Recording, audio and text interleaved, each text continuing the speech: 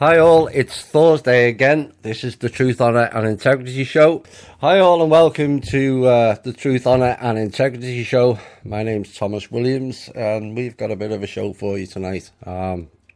It's packed with a load of op-ed pieces, and it's got some heavy hitting intel and the usual Q&A and some news and views from around the world. There won't be as much news items tonight.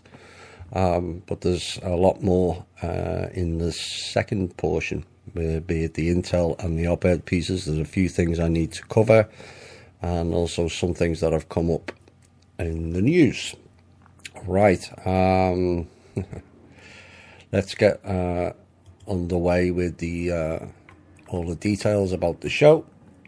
If you want to listen live, the link for the show is www.spreaker.com/user/895-5881, and you can also listen live at thinkdifferent.thepeoplesclub.org. That's also got the archives of previous shows, including the bigger ones, the must listen to shows. For those of you who are new to the show and would like to catch up on the essence of what this show is all about, or has been all about, then the must listen ones, if you go and listen to them in order at that thinkdifferent.thepeoplesclub.org. Right, where are we next? We have the Facebook page, Truth, Honour and Integrity, and a Facebook social media alternative called MeWe.com. Now, some people have had difficulty joining it or finding it. So if you send an email, and if you want to send questions into the show or comments about the show, or you want to connect with me for business purposes or whatever, then the email for the show is truth.honor.and.integrity@gmail.com. And honour is spelt the American way without the U. And the People's Club donations website link and all news about the foundation is at thepeoplesclub.org. Right, let's get into some news items. There's not as many tonight because, quite frankly, there wasn't an awful lot of news. And there's reasons for that. A lot of things are getting dealt with in private. So we'll get into some of them in the second hour. This first piece is all about our basic income, universal income. And there's a number of countries around the world that are trying it. And it could well come off. If we're going all technological, then the jobs are going to go. It's rumoured that 800 million will go in the next decade because of automation. So how do the people live? Well, this is one way, I suppose. And it comes with drawbacks, in my opinion, but we'll see how things progress going forward. Anyway, the government of Hong Kong has announced its decision to share the city's record 18 billion surplus with more than 1/3 of its residents. And they're trying to cover more people who may not directly benefit from the budget. This is according to the Financial Secretary, Paul Chan Mo-po. And according to him, the handout was meant for Hong Kong residents who are 18 years old and over, who do not own a property, do not receive any government allowances, and will not pay income tax for the financial year ending next week. So those who meet the above criteria but have to pay income tax can still get some cash, but it will be a lower amount. Now, if the tax concession they receive is under $500, they will receive the difference between the two different amounts. And the finance chief singled out the small number of people who pay no tax but live in properties they own, and they would receive less than the $500 in rate waivers, and that was announced in the budget also. So roughly about a third of the residents of Hong Kong are going to receive $500 because of the city's 18 billion surplus. That's a complete change, giving something back to the people. Oh my.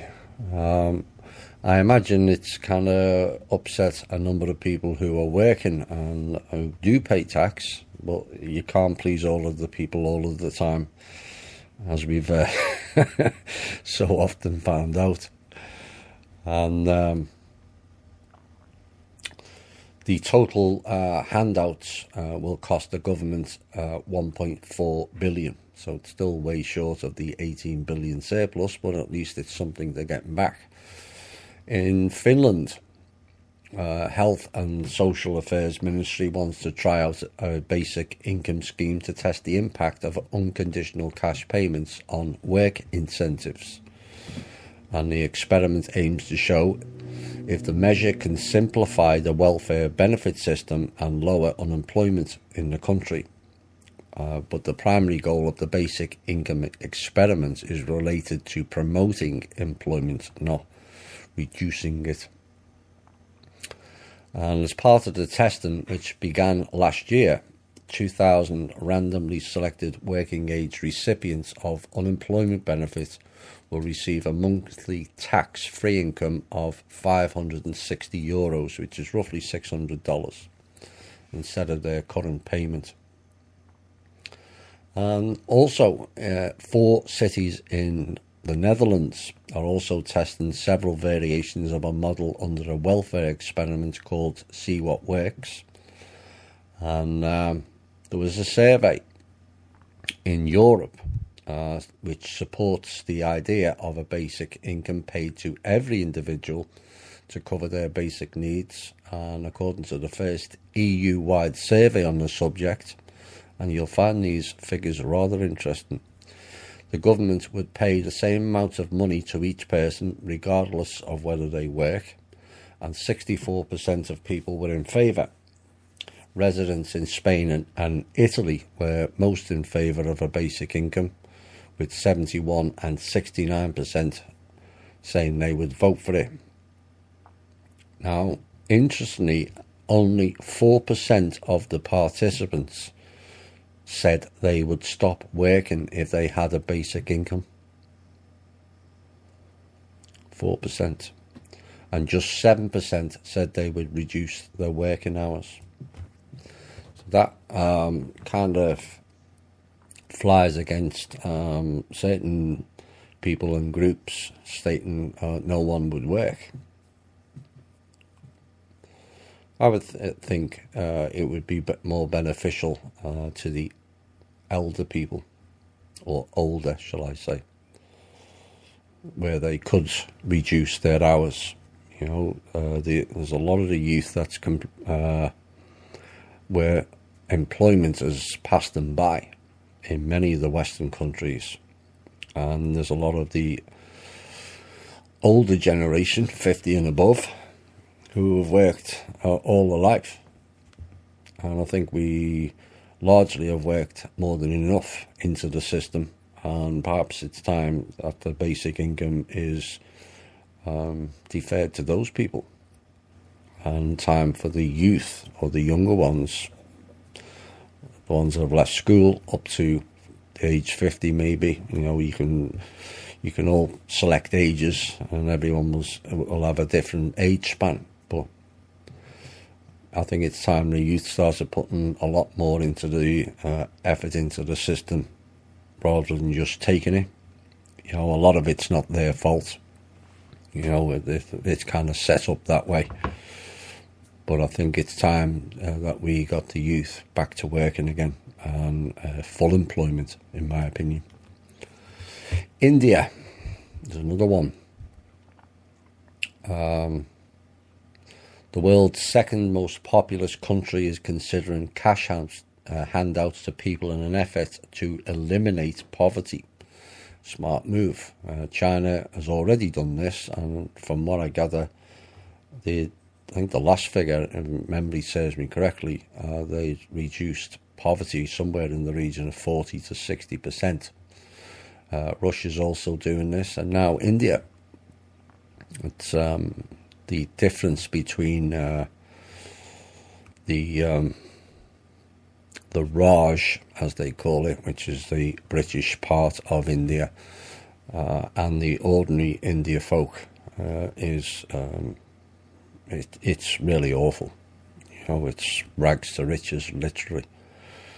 And so they've decided to tackle that, and India's initiative comes in the middle of a cash crisis caused by the government's crackdown on what's known as black money.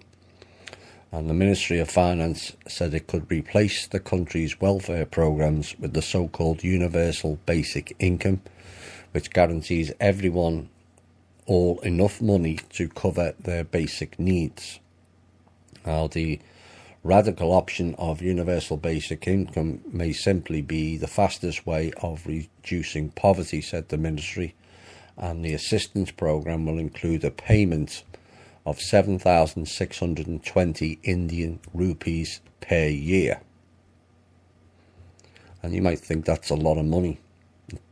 It's $113. And they think that's going to eradicate poverty. It shows you how low their earnings are in India if they think adding $113 a year is going to reduce poverty.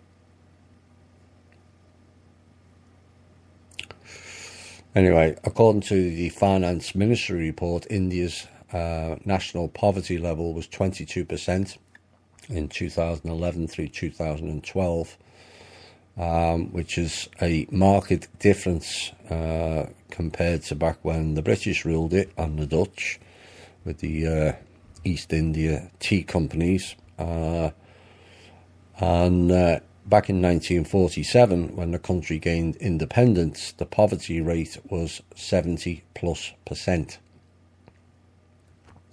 But despite making a fair bit of progress, an incidence of poverty of 22% in a country of more than 1.3 billion means more than several hundred million people are still suffering. Now, this year, the Indian government announced increased spending in rural areas on infrastructure and the fight against poverty, and it also said that nearly 20 million Indian middle-class taxpayers would get a 50% cut in their income tax. Small firms that account for 96% of India's business have also been offered cuts. Where are we next? Many of you will have seen the exposure on the Cambridge Analytica scandal, and it's now embroiled the extended British royal family from all accounts.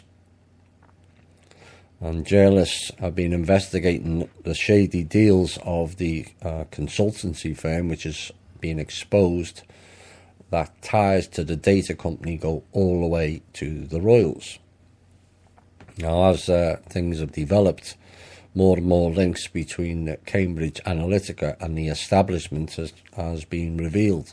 Board members for the parent company SCL Group includes a House of Lords member, Tory donors, that's the Conservative Party donors, ex-British Army officers, and also defence contractors. There's even a direct descendant of a queen in there for good measure. Oops. So Cambridge Analytica is one arm of the SCL Group, formerly known as Strategic Communications Laboratories. And the article which initially broke the scandal said, for all intents and purposes, SCL, Cambridge and Analytica are one and the same. Yeah, it's like the typical corporate structure. They make it look like it's something different or they're competing against each other, but they're all owned by the same board members. And the SCL board is a who's who of the British establishment, with minor royals rubbing shoulders with the Conservative Party donors and also the military top brass. Sound familiar? A bit like here, really. Such deep connections to politics and establishments raises questions over the winning of contracts with the UK Ministry of Defence and the US State Department, and also NATO, as well as their reported involvement with the Tory party. The London-based political consultancy has been at the centre of the storm the whole of this past week, after the whistleblower said the company had paid an academic to harvest the data of 50 million Facebook users. And the purpose they gave out was to build profiles of American voters before the 2016 election. I think we're going to hear a lot more about that. Monday, Mr. Trump and his team ordered the expulsion of 60 Russian intelligence and diplomatic officers in New York and Washington state, and the closure of the Russian consulate in Seattle. And this is tying in with European allies in retaliation for the poisoning, or alleged poisoning, of a former Russian spy in Britain.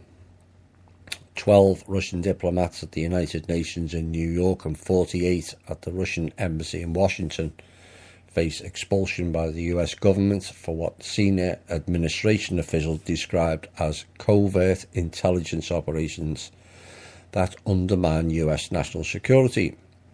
And the consulate in Seattle has been ordered to be closed by April the 2nd. Senior administration officials said they believed it served as a key outpost in Russian intelligence operations, in part because of its proximity to a US submarine base as well as Boeing manufacturing facilities. Really, I'm still trying to get to the bottom of what is involved in all that. But the idea that one country is spying on another without the other country knowing becomes completely mute when you understand what the Five Eyes intelligence group is. Actually, it's Nine Eyes, but it's called Five Eyes. Do your own research. They basically spy on each country for the benefit of one of those 9 countries. And that way they can get round the country's laws about spying on the citizens, because, for argument's sake, Britain will spy on American citizens and pass the information over to the NSA, and that's not breaking any laws.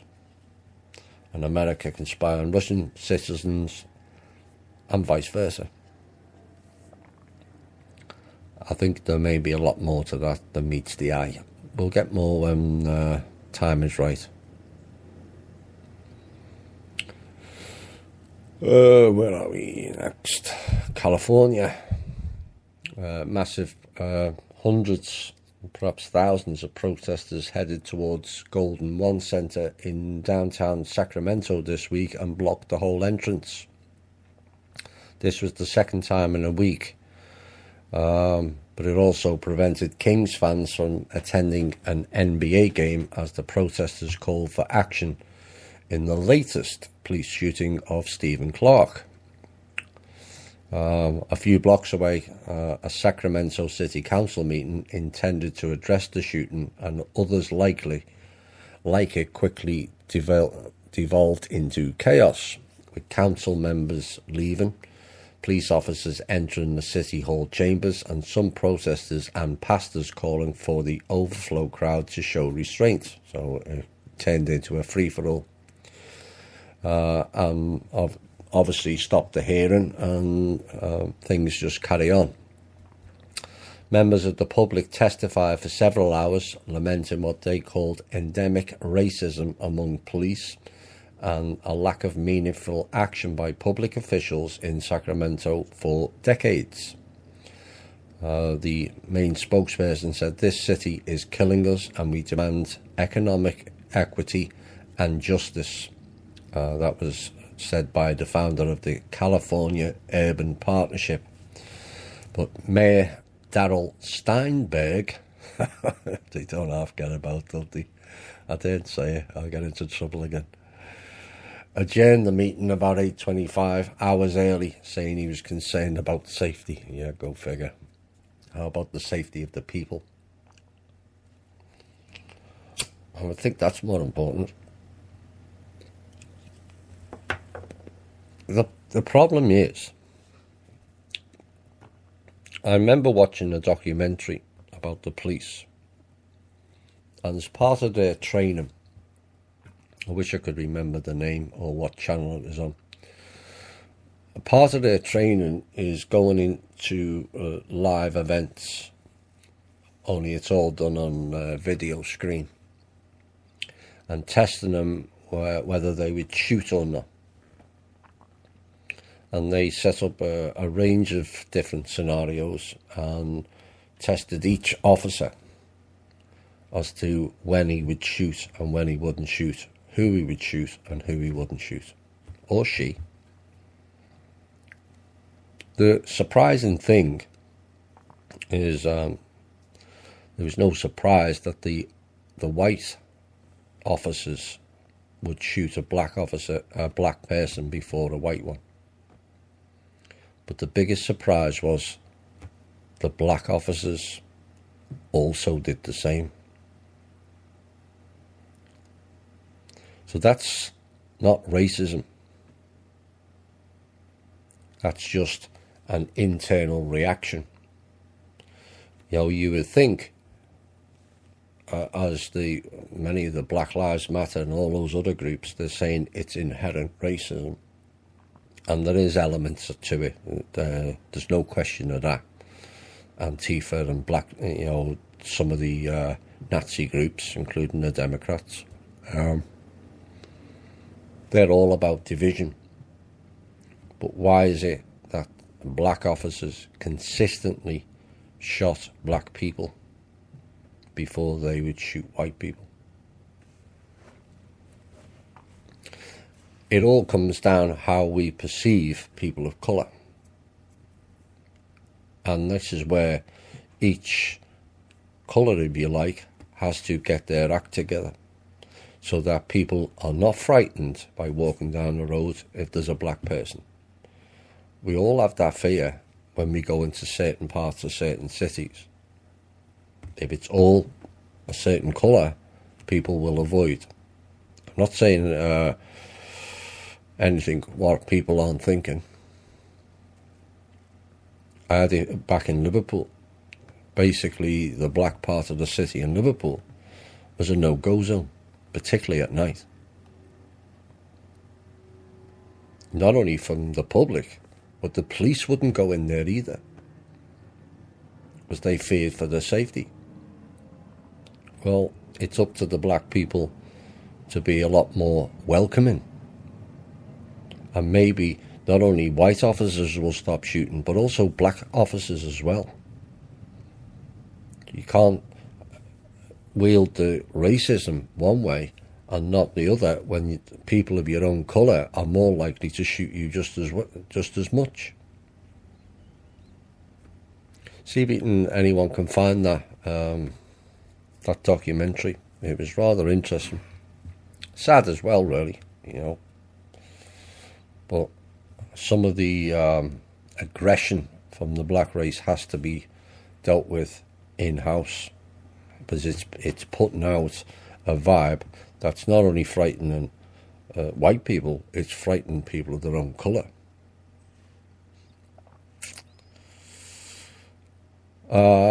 More issues with American police.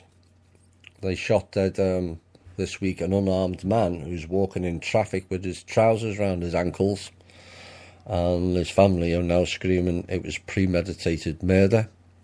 The police dashcam video shows Danny Ray Thomas walking towards the officer on a road in Houston, Texas, before gunshots rang out. Deputy Cameron Brewer repeatedly shouts, "Get down on the ground," before firing. Both the officer and the victim were black, And Mr. Thomas's family said he suffered from depression after his children died, and his sister, Keitha Thomas Smith, attended a Houston City Council meeting on Tuesday where she tearfully urged politicians to do something about police brutality. This has to stop. You know, there's many ways. You know, a video surfaced I posted many months ago about a black guy sitting in a wheelchair, and the cops just blew him away. Multiple shots. I mean, what's he going to do from there? There's just no need for it. And whether it's to do with the new frequencies that are in the police radios for the last 4 or 5 years, which has certainly seen an increase in violence from the police, remains to be seen, or whether the other issue that has been mentioned in rumour mills around the alternative community is that there's a lot of police in positions that are clones. Time will tell.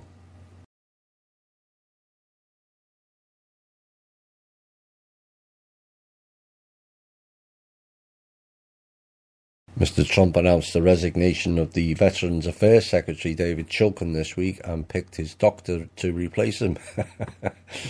He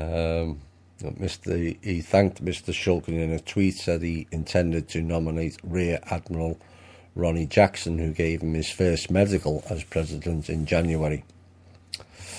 But unnamed officials told news media Mr. Shulkin had become a distraction due to speculation about his future, and Pentagon official Robert Wilkie will be the acting secretary. Amazon shares fell as much as 7.5% this week, wiping out $53.6 billion from its market value after President Donald Trump reportedly indicated he wanted to rein in the technology and retail group. Hear, hear. Trump talked about changing Amazon's tax treatment because he worried about mom and pop retailers being put out of business. Absolutely, everyone's been put out of business by Amazon. And the stock suffered heavy losses after a White House official said it did not know of any specific policy changes related to Amazon at the moment, as it was only looking at different options on a range of policy issues. Amazon predictably could not be reached for comment, and Trump had taken aim at the company over taxes and jobs without offering evidence, but the retailer's chief executive, Jeff Bezos, who also owns the Washington Post, I might add, which is one of the fake news that Trump's frequently criticised. So look forward to seeing more about that. Not only Amazon, Facebook, Microsoft and Twitter. You may also see some action on Google and YouTube, and also 23andMe. The global cartel that's aimed at propping up oil prices could actually send them plummeting next year if OPEC lifts its production caps at the end of this year. This has drove the prices up slightly, and it's likely that oil prices will gradually fall throughout 2019. They're predicting a $20 a barrel drop. But if they don't ease the oil market into any decision to cut production, it could be painful. The cartel, along with non-OPEC members led by Russia, struck a deal in November 2016 to cut oil production by nearly 2 million barrels per day in an effort to tackle a global oil glut that has been plaguing prices since 2014. Nobody wants it. And the final news item before we have a short music break is the United States will no longer shoulder more than a quarter of the multi-billion-dollar costs of the United Nations peacekeeping operations. I don't know why we're paying anything. They're not a sovereign entity and they're of no value. And Washington's envoy said on Wednesday, peacekeeping is a shared responsibility. Well, the rest of the world seems to think that we should pay for it. So the US Ambassador Nikki Haley said that at a Security Council debate on peacekeeping reform, all of us have to play a role and all of us must step up. The US, predictably, is the biggest contributor to the UN's 15 peacekeeping missions worldwide. Peacekeeping. That's a laugh. Peacekeeping. That's a new name for fiddling with kids, but peacekeeping.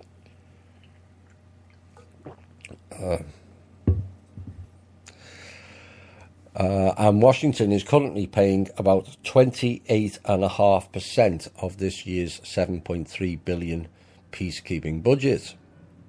Though Haley said US law is supposed to cap the contribution at 25%. Why are we being capped at 25%? Why aren't we paying the same amount as everyone else?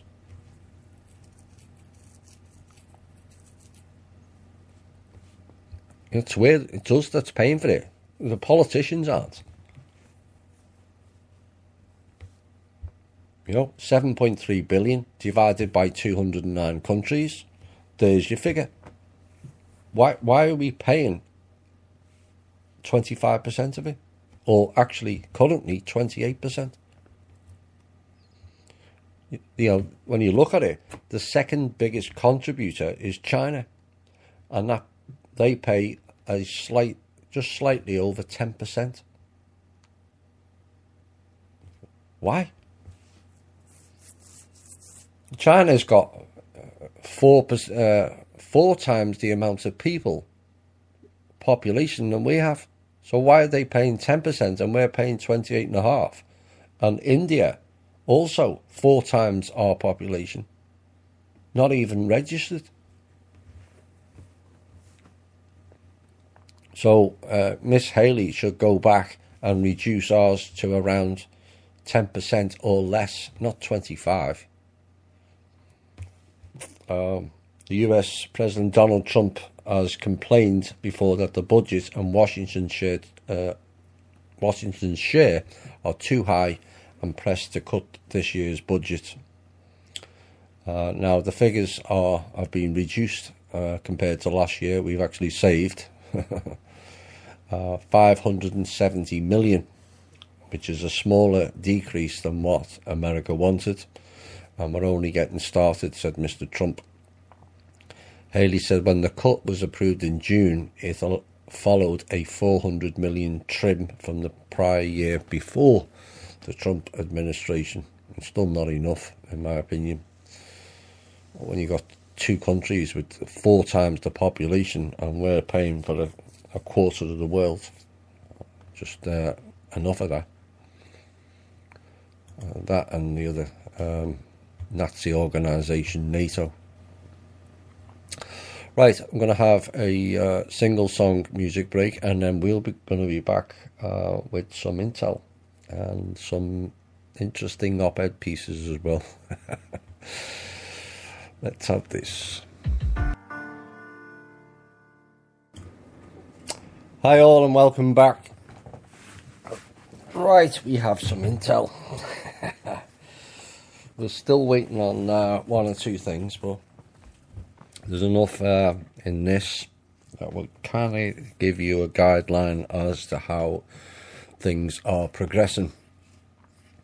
Now, I'm going to go through them day by day of what took place, and I'll bring you up to date with today's. Well, it started last Friday, and 15,000 pages of documents went out to each bank globally with the names, the type and level of fraud committed, and all the crimes. Fulcrum file time. Also sent out at the same time was full proof the trust holds all the accounts and the assets contained within it, like the bank's capital, each bank, and all their stocks. Now, basically, this was done for look what comes next event. So that was all put out on Friday, and we'll see how that developed. On Friday, big progress was made due to the executive order posted by Trump recently. Has been made on the military hardware deal, where the American military basically sold all the military hardware to a group in Asia and leased it back. Once this is completed, it will change the landscape a bit. That's all I'll say on that for now.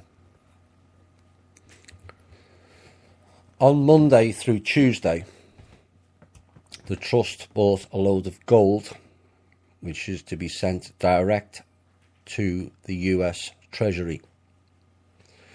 From there, it will be converted into cash and allow liquidity into the smaller banks. As of Tuesday, the bigger banks were not playing ball, but the clock is ticking very quickly for those people and those banks.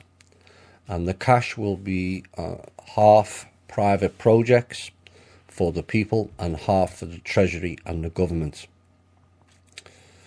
Also on Tuesday, the trust made big headway with Asian banks, but predictably not the main one, ICBC. It was the banks in China that the gold was purchased from, which is telling for some of how much gold we have stored here. Oops. And once they were shown the full proof of the funds, all the smaller banks in Asia came to the table and are now negotiating with the trust. The group that the gold was bought from actually sent this particular batch of gold to Hong Kong for the Chinese elders who were going to purchase it. Predictably, they couldn't and never delivered. So the trust swooped in and bought it instead. Oops. All those still waiting for your RV payout, they can't even buy some blocks of gold. By Tuesday night, the trust had basically taken over most of the Chinese banks. Remember, they're all bankrupt. They were all pledged. And as of Tuesday, more was expected on Wednesday and perhaps closer to home. Still Tuesday, Chase Bank is also in the firing line. They don't wish to play ball either. And the other bank on the list is the Terrorist Organisation Bank, more commonly known as the Deutsche Bank. Now, this bank, for those of you who listened to the show from the beginning, will know that this was the original Nazi SS bank. And it still is today. Hence its current label of a terrorist organisation bank. Now, Wednesday brought more threats and assassination attempts from the Android group, Hillary Clinton, and also the Obama Chicago gangster crew. That failed. Work continued on the banks, and HSBC and Citibank were expected to be the first two to be sold off in America.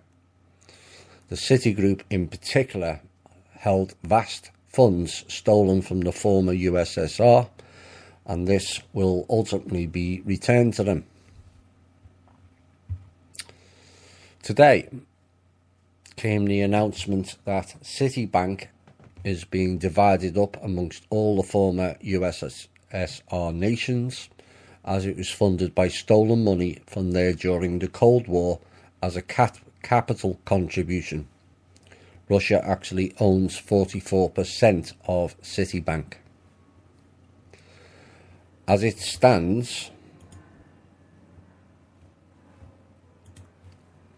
we're waiting on a decision from the American government on whether Wells Fargo will be nationalised and shut down and sold off for $1.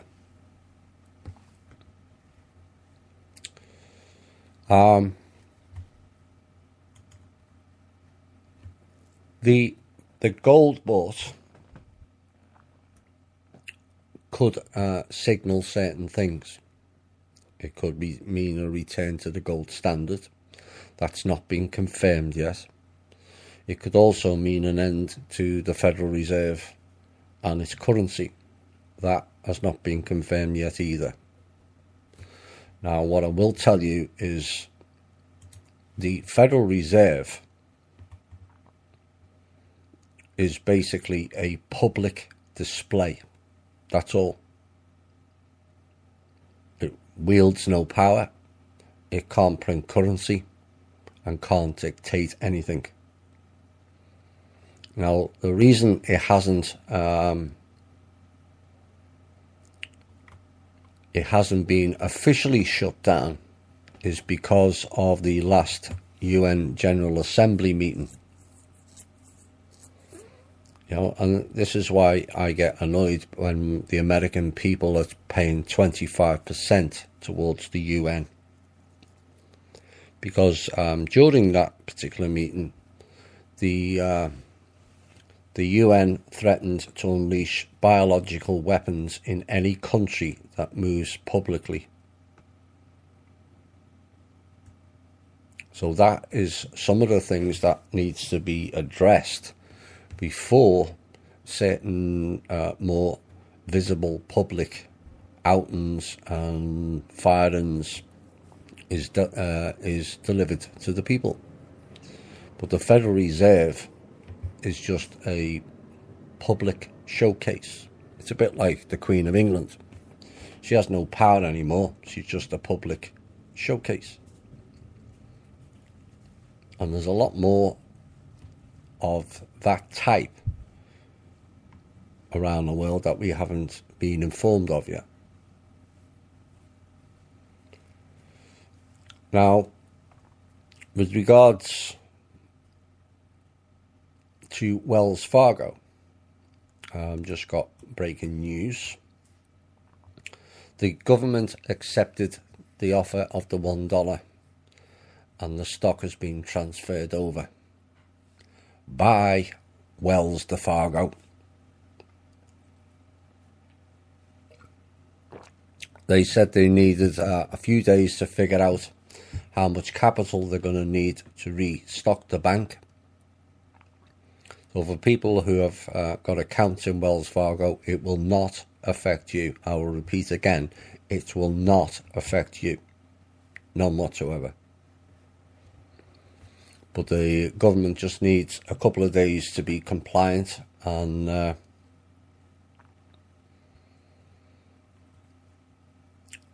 it's also been reported that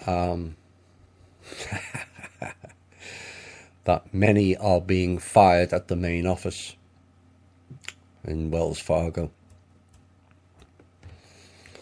We did try to negotiate with these people, but of course Wells Fargo, for those of you who may not remember, tried to take over the Fed last year, settle its debts and run it themselves. That got blocked.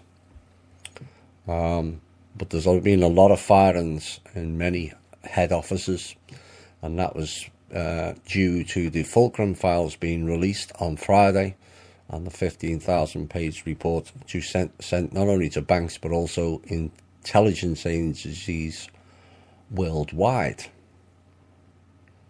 of countries who have been affected by Citibank, Bank of America, Wells Fargo, and also JP Morgan. Haha. Bye. So that's the situation. The cabal are, to wrap the intel up, are in total desperation mode now. Basically, they're screaming at all and sundry that they threatening banks, threatening institutions, demanding their assets back from the trust. No, you pledged them, you put up them as collateral. All you have to do is pay it back.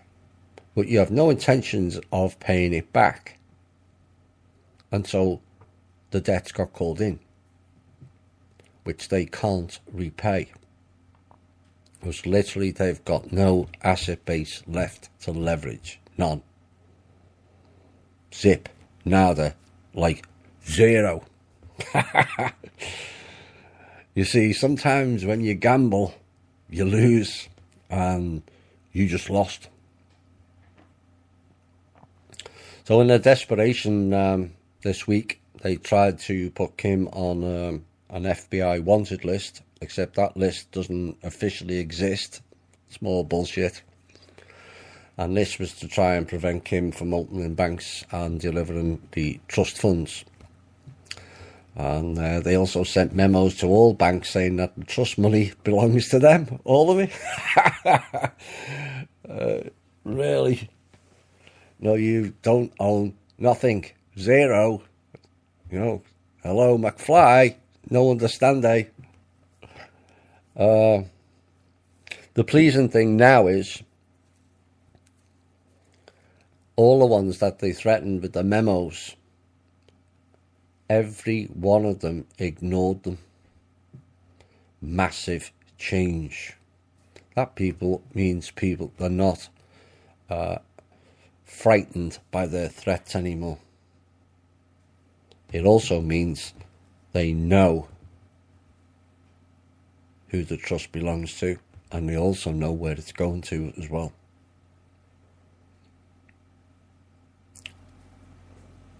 All the proof has already been sent. All the funds have already been approved.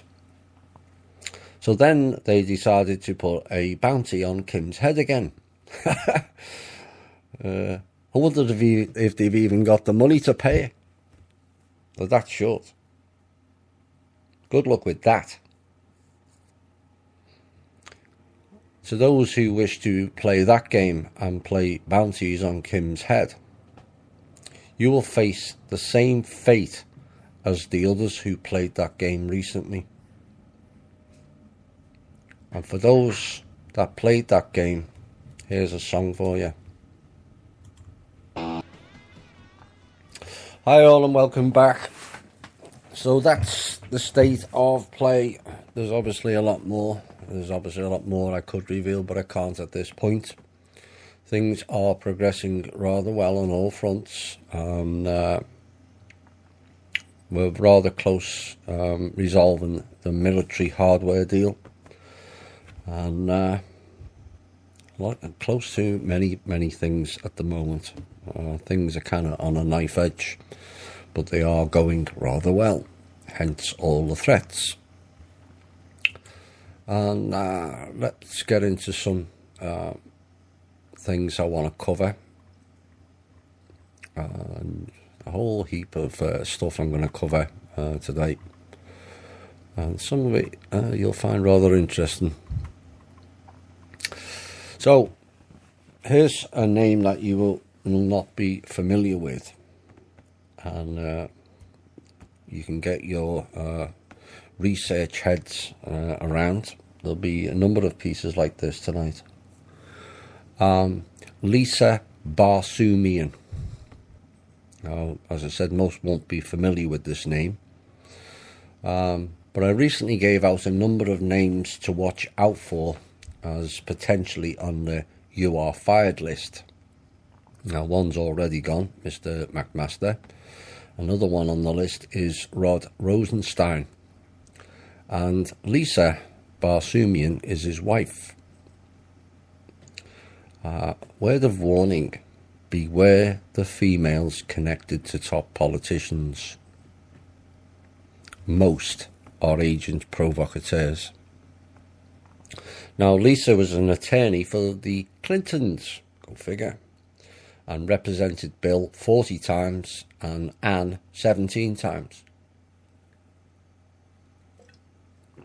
She was also involved in the Uranium One deal.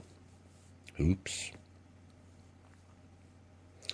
So the guy who set up and appointed Mr. Mueller's witch hunt is part of the Clinton crime syndicate, and his wife is the Clintons' attorney. Oh my. Things are getting... the net's getting tighter, and then everything's closing in. Now, I covered something going back to last September, October time, that hadn't been revealed too much, but the news story broke this week on Fox, of all stations, about NXIVM. So I went back. I've got archives from going back from last July, I think, of all the important pieces I put in the shows, all the intel, all the op-ed pieces. And so I'm going to read out as a refresher of what NXIVM is all about, so that people who are following the story will know what it entails. So in March of last year, 5 women gathered in the home to enter a secret sisterhood they were told was created to empower women. And to gain admission, they were required to give their recruiter, or master, as she was called, naked photographs or other compromising material, and were warned that such collateral might be publicly released if the group's existence was disclosed. Now, the women in their 30s and 40s belonged to a self-help organisation called NXIVM. Now, it's pronounced NXIVM, but it's spelled NXIVM. And it is based in Albany, and also has chapters across the country in Canada, predictably Vancouver, and also Mexico. Now, Sarah Edmondson was one of the participants, said she'd been told she would get a small tattoo as part of the initiation, but she was not prepared for what came next. Each woman was told to undress and lie on a massage table, while 3 others restrained their legs and shoulders. And according to one of them, their master, a top NXIVM official named Lauren Saltzman, not a German-sounding name, they keep cropping up in these rogue organisations, instructed them to say, "Master, please brand me, it would be an honour." And a female doctor proceeded to use a cauterising device to sear a 2-inch square symbol below each woman's hip, in a procedure that took 20 to 30 minutes. Brandon. Hot poker, 20 to 30 minutes. And for hours, muffled screams and the smell of burning tissue filled the room. And since the late 1990s, an estimated 16,000 people, stupid people if you ask me, have enrolled in courses offered by NXIVM, which it says are designed to bring about greater self-fulfillment by eliminating psychological and emotional barriers. Most participants take some workshops like the executive success programs and resume their lives, but other people have become drawn more deeply into NXIVM, giving up careers, friends and families to become followers of its leader, Keith Raniere, who is known within the group as Vanguard. Now, Ms. Edmondson filed a complaint with the New York State Department of Health against Danielle Roberts, a licensed osteopath and a follower of Mr. Ranieri, who performed the branding, according to Ms. Edmondson and another woman. Separately, a state police investigator told Ms. Edmondson and two other women that officials would not pursue their criminal complaint against NXIVM because their actions had been consensual. Really? So obviously the police are involved. State medical regulators also declined to act on a complaint filed against another NXIVM-affiliated physician, Brandon Porter. Dr. Porter was part of an experiment, showed women graphically violent film clips while a brainwave machine and video camera recorded their reactions. All sounds very Mengele to me. Dr. Green. The women said they were not warned that some of the clips were violent, including footage of 4 women being murdered and dismembered. Women were regarded as slaves and had to call leader M, presumably as in master, as he liked to be called. Mr. Ranieri has been involved in numerous financial Ponzi schemes, but this venture he describes himself as a New Age teacher. Really, all very walled off to me. Now, who were the bankrollers of this particular organisation? No surprise to some, that involves more Germans. More direct Germans this time. This was bankrolled by Sarah and Claire Bronfman. Look up the Bronfman family and see their connections. And Sarah and Claire are members of NXIVM and the daughters of Edgar Bronfman, the deceased chairman of Seagram Company, and heavily supported by a woman named Lauren Salzman. And they continue to spend what one former NXIVM associate estimates at around $2 million per month, waging Mr. Ranieri's and NXIVM's numerous legal and public relations battles with various enemies. Skirmishes that have involved retraining the services of self-professed GOP hitman Roger Stone and crisis communications firm Citric and Company.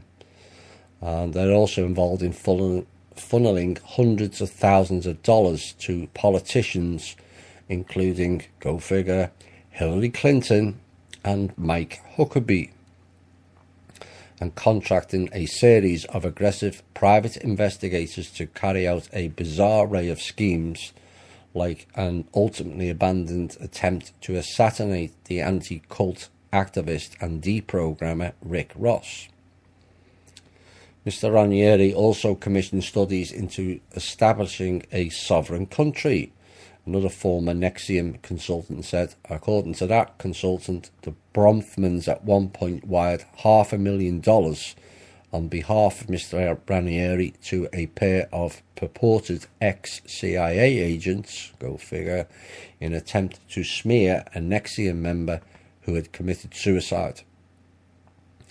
Ms. Bauchi said Mr. Ranieri's libertarian ravings are a sideshow, but the wealth within the NXIVM network is formidable.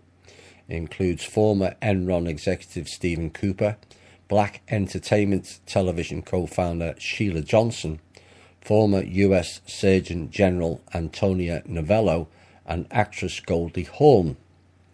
Richard Branson is also involved, as he has hosted an extensive NXIVM course on the Caribbean island he owns, and Mr. Branson is listed along with Sarah Bronfman as one of the 2 benefactors of the 2008 Albany A Cappella Innovations Conference, which is a culmination of Mr. Ranieri's brief obsession with cappella singing, believe it or not. So that will bring you up to date with that. I put that out summer last year, And I'm pleased to see that it's now making the news and being exposed, and these cults are dealt with. But it beggars belief how 16,000 people signed up to be branded. That really is something stupid.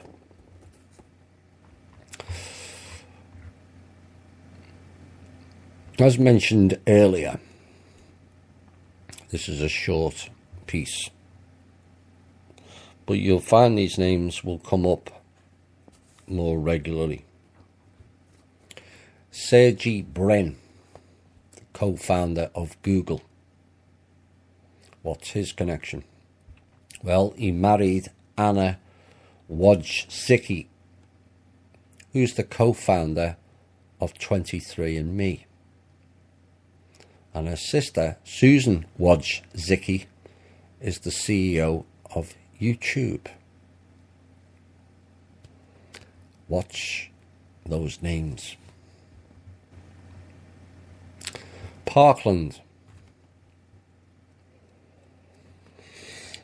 Cameron Kasky's father runs an adoption service called One World Adoptions. Here's more links, here's more connecting dots. And he was sued for trafficking back in 2012. He's also connected to CNN as early as 2004 and was talking about Haitian adoptions. And also linked is Laura Silsby, and the two of them hang around with David Hogg. Laura Silsby was arrested and charged with kidnapping 33 children from Haiti. The Clintons stepped in and reduced her sentence. Then a lawyer was also arrested for being involved in a human trafficking ring. Remember those names: Cameron Kasky, Laura Silsby and David Hogg. You will start to see more and more connections.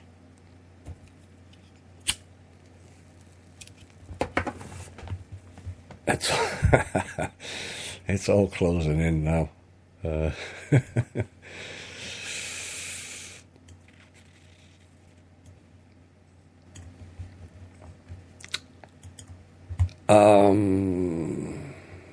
are we next?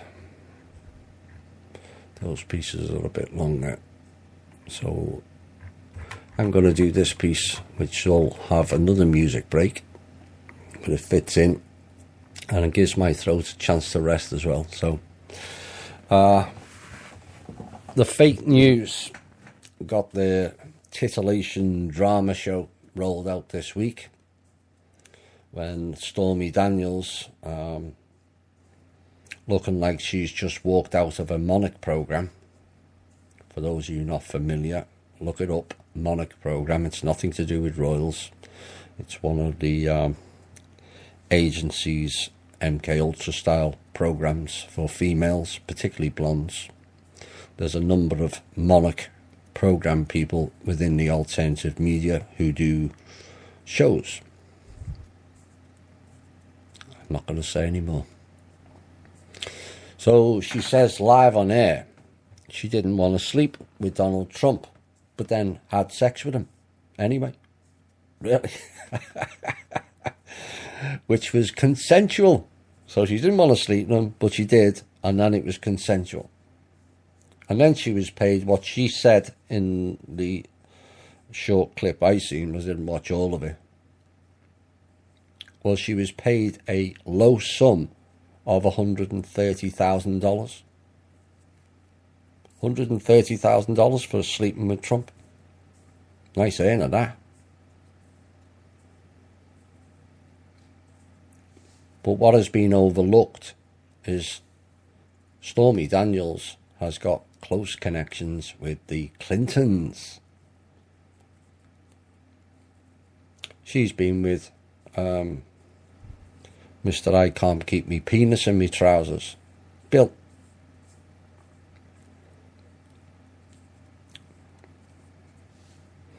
And given she's a female, she's probably slept with both of them at some point. So perhaps, I don't know what Miss Daniels is up to or who set her up. That lawyer she has looks rather sinister to me.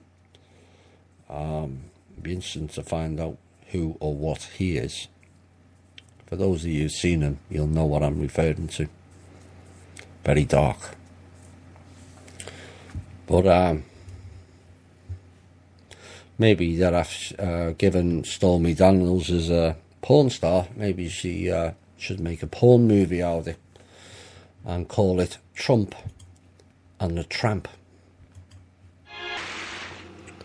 That's why the lady is a tramp indeed. Right, let's get on with some more stuff. Last week I was asked about a Bank of Joy and Ronald Bernhard. And this is a guy who allegedly has been exposing the banks and the Illuminati and all kinds of things, and he's been threatened and jailed from all accounts. And so I wasn't too sure on it, but I did speak to someone in Holland who knew a bit more, and I looked into it, and I took a look, and yet it does look on the face of it, it appears an ideal solution. But this is not, what he's proposing is not a new banking system. I just want to make that clear, but a return to a previous banking system before it went all rogue. And it all looks good, but then I saw what is potentially a hook. He mentions creating an alternative currency, and that's where I have an issue, because it won't work, it won't fly. We're trying to kind of standardize everything. You'll see more of that going forward, and this crypto, blockchain, and all the other latest schemes, and some of them scams, are the latest phishing technique to lure in the public until it's too late, and then the hook comes out and we're all caught. Not on the hook, but a planet-wide phishing net. You know, alternative currency itself, you know, it can work, but not in the current system we're in. Going forward, when the people gain a trust in their governments, which virtually no country's people trust their government, then an alternative currency can work, providing it's universal, but not in digital format. That's where I have the biggest issue. I don't care who's good about it or whether the people have got good intentions. It's another potential AI trap. Think Hunger Games, think Total Recall, think Divergent, or the recent X-Files that was all about technology and how it can work against us. You know, to me, and this is just my opinion, I think we are many decades worth of trust in a new system away from ever jumping into bed with this level of control over the currency. And here is a few scenarios that I base my concerns on. And it's not beyond the realms. You all know that, how these people work.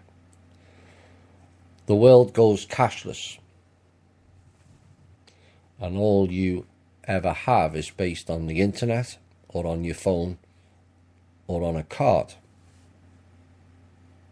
Now, the key, before we even start on that, have those three formats, phone, internet or card, proved to be clean and non-hackable to date? Not really. But that is the milder concern. Next is, What if we still live in a fascist-style world run by criminal psychopaths who control everything, and it's their way or the highway? But you are fighting against the system. What is stopping them from just deleting your accounts because of your insubordination, as they call it? Don't think they're not capable of doing that. They've done it before. They took all the guns away from China, and within 4 years bludgeoned 20 million people because they were dissidents.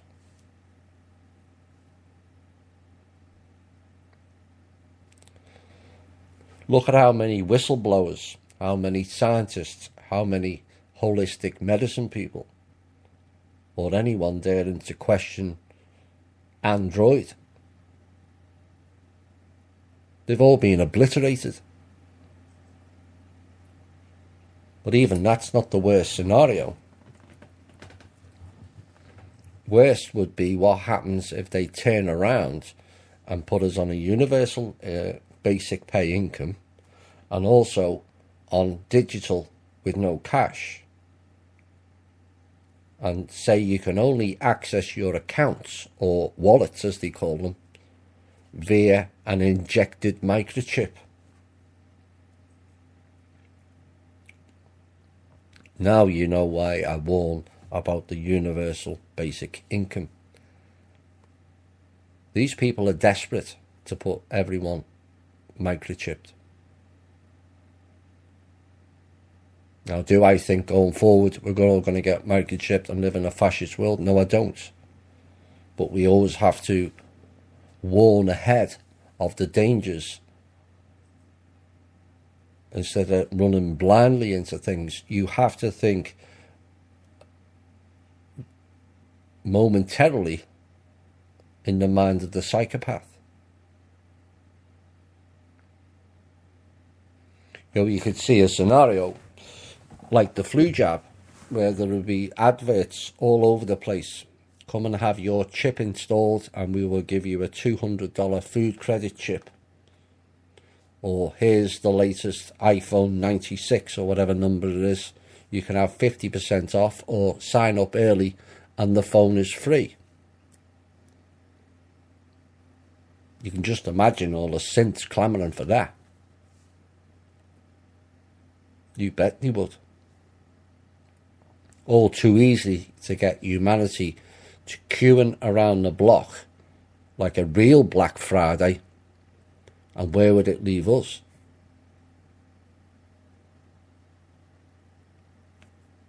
That's why I warn of technology and cashless and universal income, because of those potentials.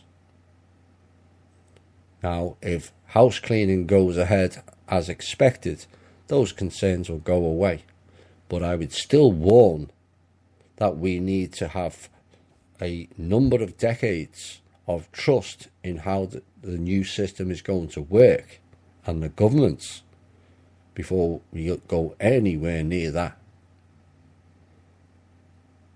The Cabal run programs that last for 70 years, or renew every 70 years.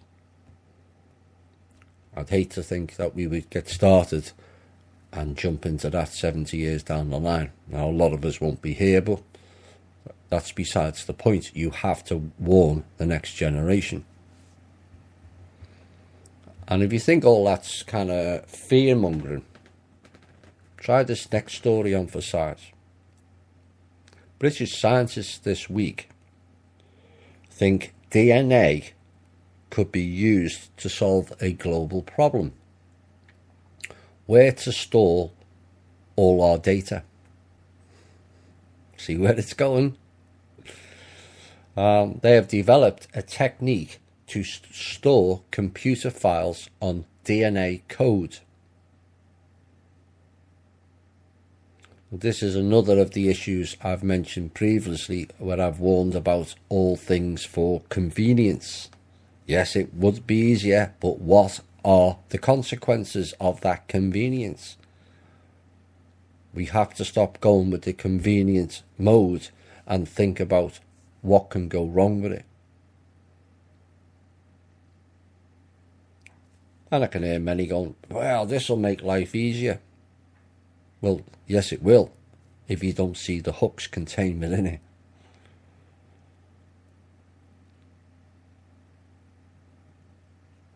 You have to, for those, you have to think in a way of every technology, how can they weaponize it against us? Because that's how they think. It doesn't matter what technology it is. And if you do that when evaluating anything new these days, that is how you, the listener, can stay ahead of their games and plans. And when everyone gets it, where they're questioning everything, then it all ends. Because if everyone's aware of the dangers and not just jumps in, well, that's convenient, so I'll have that. That'll save me some time, so I can queue around the block for my chip.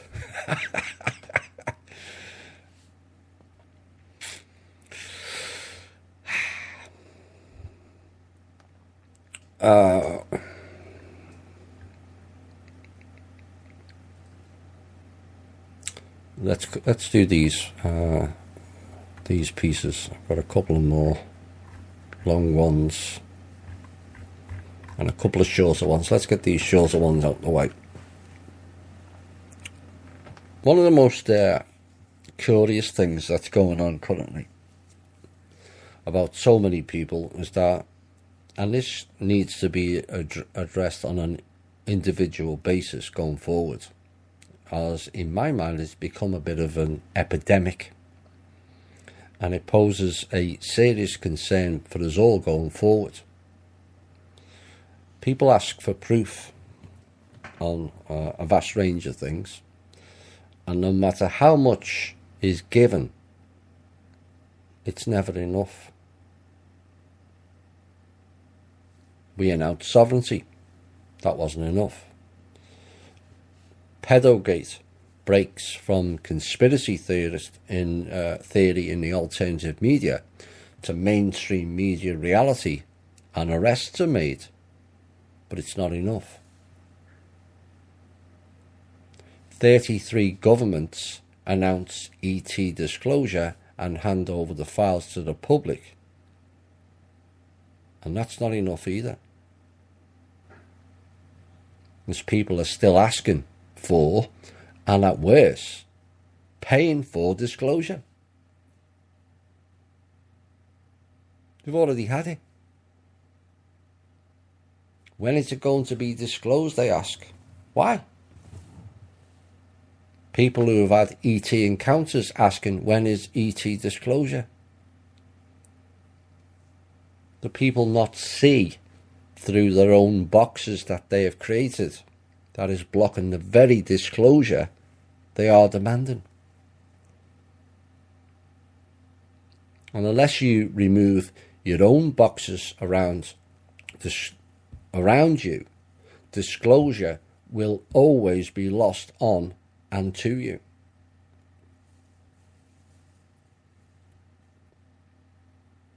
Now, all of us have had more proof on virtually every level of life and topic over the last 5 to 10 years in particular, but it's still not classed as proof.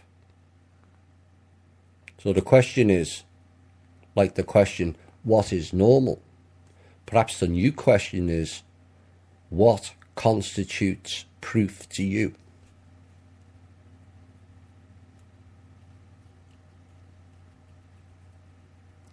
Now, most of the doubts are because the individual is mired in their own self-doubt.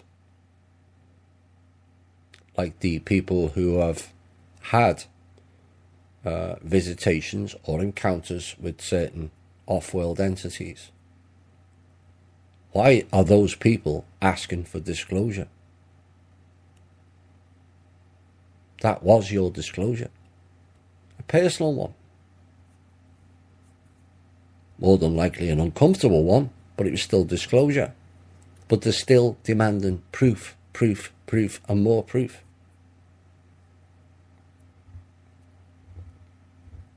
It's insane. And it all comes down to your own self-doubt or lack of trust of yourself. So if you don't trust yourself, basically you are rendering you unable to trust others. And this will be a key aspect many will have to overcome going forward. People need to think, you know, I know there's some want certain proof for sovereignty, and I've explained why. If people were close to where I live, I would show them the document, redacted in some parts. I was asked not to put it out. Eventually it'll get released. But, you know, they're demanding proof of this and proof of that, when they should know full well only certain things can be put out. I'd like to put everything out because it makes my job 10 times easier. In fact, 1,000 times easier. But we have to be sensible, because people forget we are in a war. There's people's lives under threat on a second-by-second basis. And there's lots of activity going on that could hamper by outing stuff that shouldn't be done. You know, I do get it to a point. People asking for this and asking for that. You know, I've been on your side. Yes, now I'm the show host and I have sources and contacts. But my prime concern is not the show and the intel. My prime concern is their safety. That comes first to me. Shows, funds, secondary.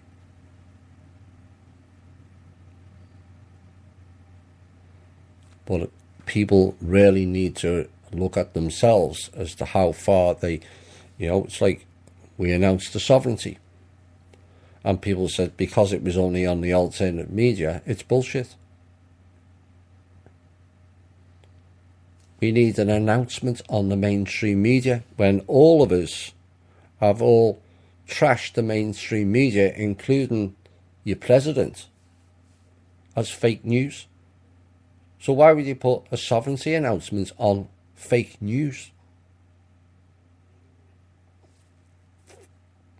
But it's not proof until it goes on the mainstream media. But the mainstream media is fake. So why are you asking for it? It's this clash. And we have to stop it. Because disclosures happened on so many things. And people are missing it because they're looking for some sort of ultimate proof when it's already gone.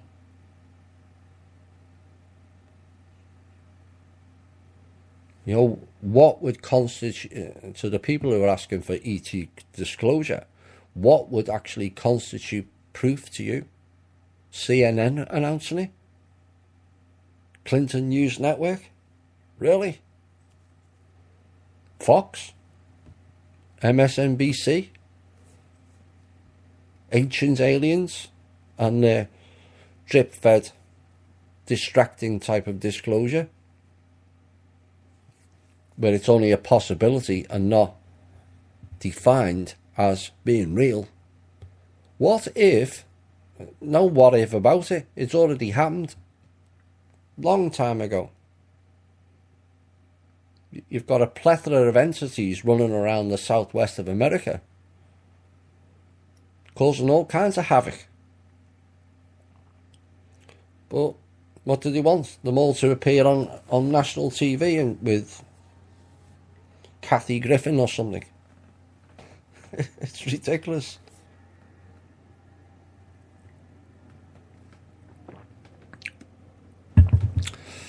Facebook. That page is starting to get on my nerves. There's far too many fun and games going on it. But there's an undercurrent running through the Facebook page currently, where people are saying that they can't ask questions. Which again, it's like the proof things. We're the only show, to my knowledge, there may be more, that has a question and answer part of the show. But there's an email and a pinned post every week for asking questions. Now, personally, it's not about asking the questions, and more about a few people playing games with the questions that are the issue. Life is about, it should be all about asking questions. I'm open to be challenged. And when I know who I am and got challenged,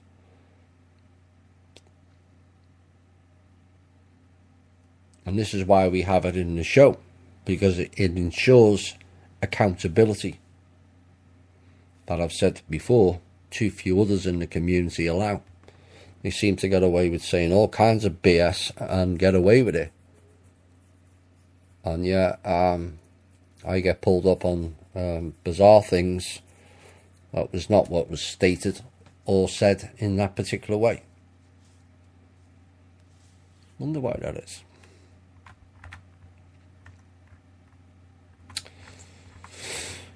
Right. Let's do this piece now.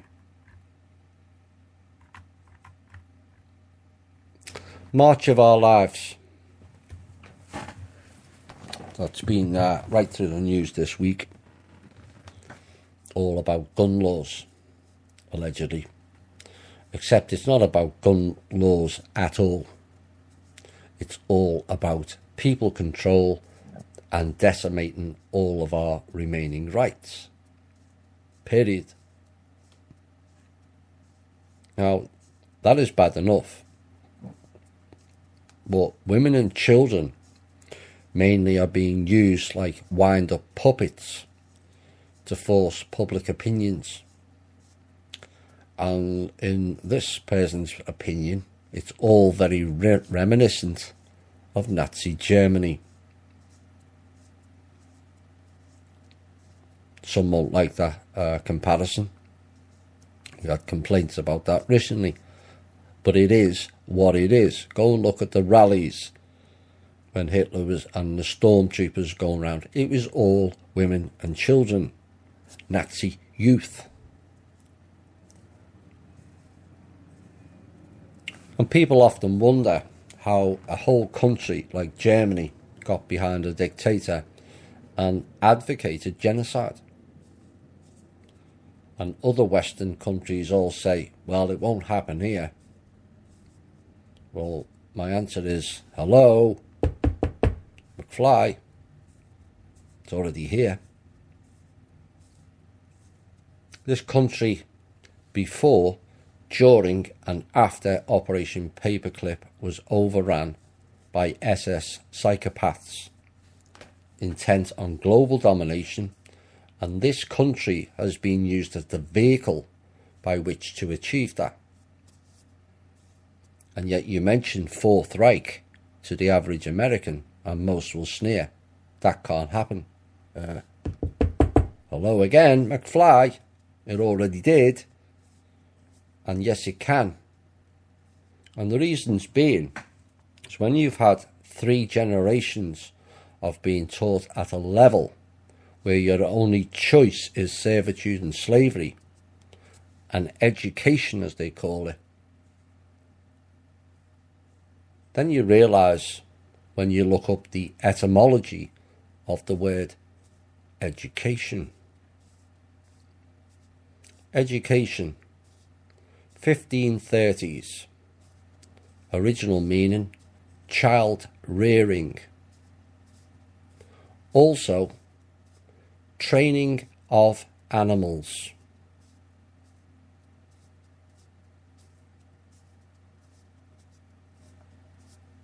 Education means the training of animals, from Middle French, 14th century, and directly from Latin.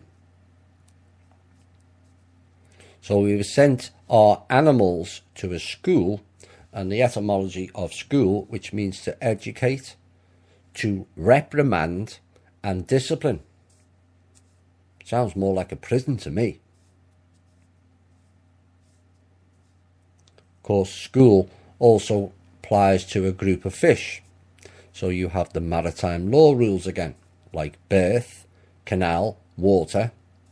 And as the female gives birth from the vagina, which in my book is a sacred place, which is where the first breath of life originates. And yet that word also derives from Latin and means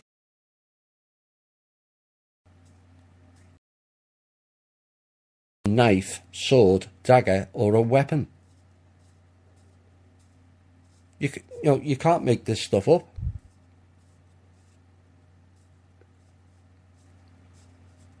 The more you look into the word magic, the more you realise we've been taken for massive fools.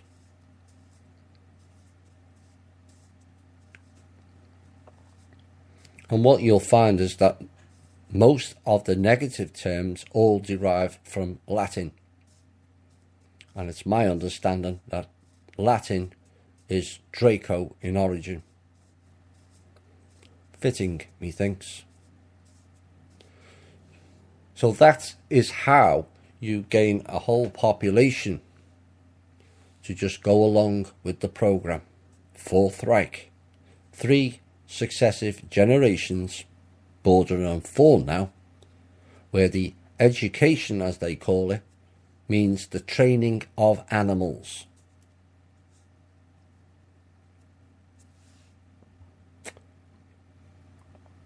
So we've basically been trained like animals to learn nothing but bullshittery, and we wonder why nobody gets anything.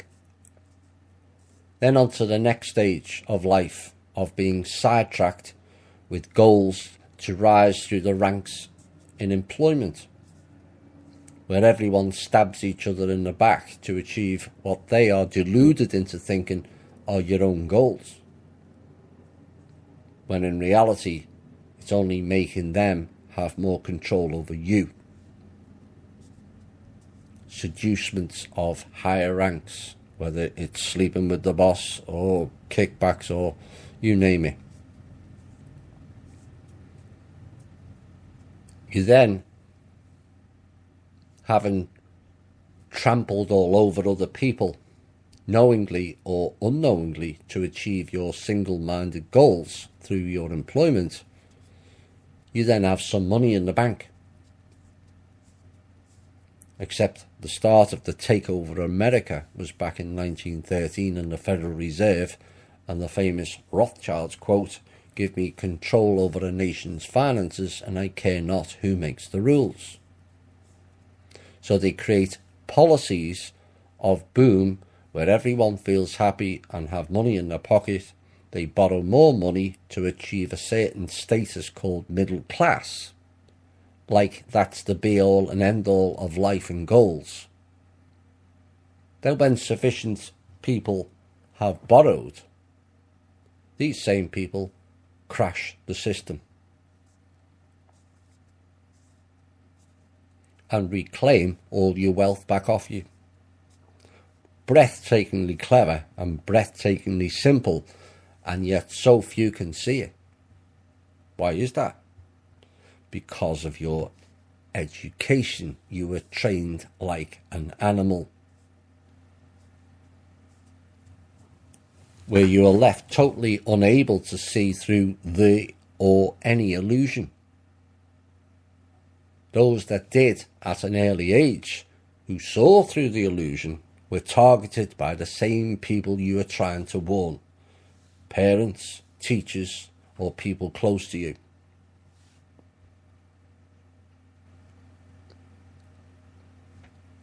labelled as a troublemaker, anti-authority. The question still remains, who gave anyone authority over anybody else? Be it police, parents, government or judges are not authority. They have roles to guide people to be their best only.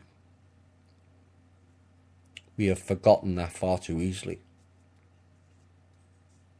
So the people who saw through the illusion were then labelled ADHD, bipolar, schizophrenic, and all kinds of other fun and games. And then as they got older, an old term that came directly out of the Nazi base in Virginia. Yes, we have a Nazi base in Virginia.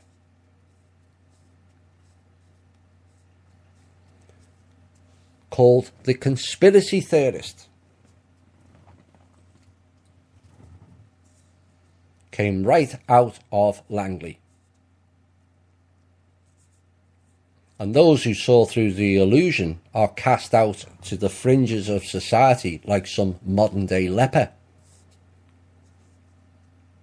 Largely not by the cabal or the elites or government, but by we the people.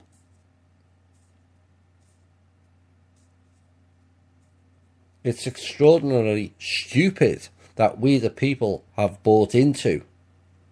We must stop doing that if we're going to be able to progress forward as a species. Where you're casting aside people because they have an opinion that's not classed as normal. Well, you know what? There's no such thing as normal. Normal is a program that you've been conditioned to think of what is normal. So let's get back to the main topic of March for Our Lives. To all those people who took part, did you march for Iraqi lives? Or Afghanistan lives? Or the Lebanese lives? Or the Syrian lives? Or the Palestinian lives? Or the Vietnamese lives? How about Nagasaki or the Hiroshima peoples? Or the other 70 plus nations that have been attacked in the name of democracy or freedom, or the more recent deliberate actions against Puerto Rico and Haiti? Did you march for them? Well, did you? And if not, why?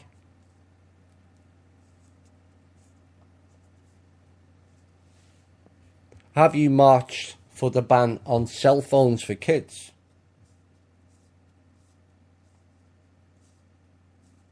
And if not, why? Because 11 teenagers per day die by texting and driving. So let's ban cell phones for children, eh? Have you marched against the 1 in 6 children living in poverty in this country? 1 in 6. Or the hundreds of thousands who have had their homes robbed off them by banks? Or the 500,000 people living on the street in, the richest country in the world, America? And if not, why? Or how about the 500,000 kids that go missing permanently each year in America? Have you marched for them? Or the fact there's an element of cops, judges and lawyers violating the law on a daily basis, or the fact that most of our politicians are corrupt, or worse, pedos?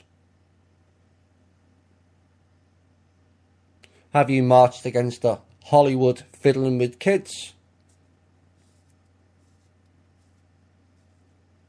Have you marched against income taxes being enforced on the people when it's voluntary? Or the fact that we've had no constitution since 1871, no Bill of Rights, and no American government since 1871.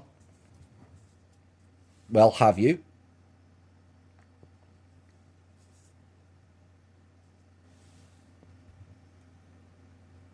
Here's another fact for the marchers and their special levels of stupidity. Bearing in mind, I am not, repeat, not pro-gun by any means. The last 4 countries that gave up their guns, 60 to 80 million people were bludgeoned to death in those four countries within a decade.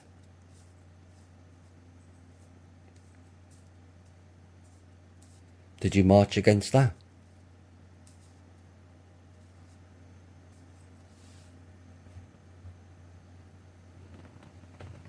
So to David Hogg and the others who participated, choke and march on that.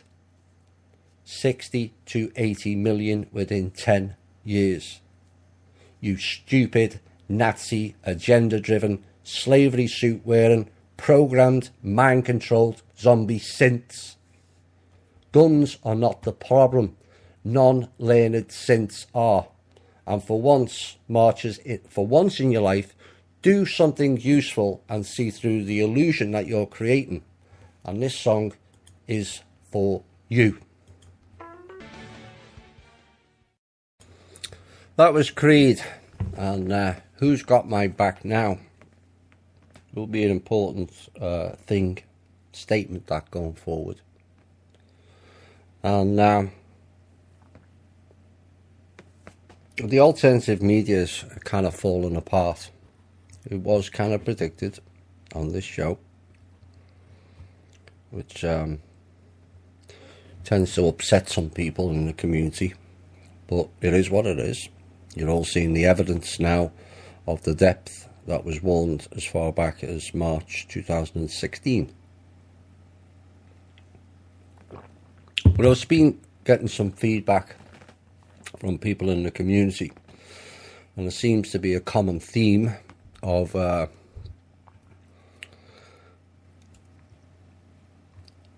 as the question of proof of what the Man of World Holding Trust and my role with Kim and her team. And to a point I do get that, but when I ask what constitutes proof or provide the answers to the questions, the replies are very short in short supply. I've been asked to show the sovereignty letter, which I read out.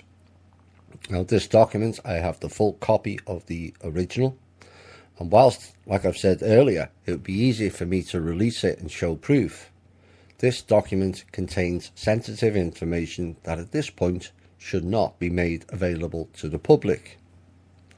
Now, I know I can hear some going on, that's not being transparent. And that's a fair comment. But my reply would be, you're not grasping of how things work at the top end of this game. We are at the top end, whether people like that or not. It's a fact. And too few really grasp of how things operate at the top end of the system. Most people are dealing with politician levels. They're so far down, it's beyond a joke. And files and documents from that end of the system are in very short supply to the general public. Unless you were on the internet in the 90s and up to around 2002, 2004, there was loads of documents put out. And then they started clamping down. Now, I've been shown numbers of documents, some I requested, and some to show certain proof of certain things that have been said, or evidence of certain assets or certain other aspects of it.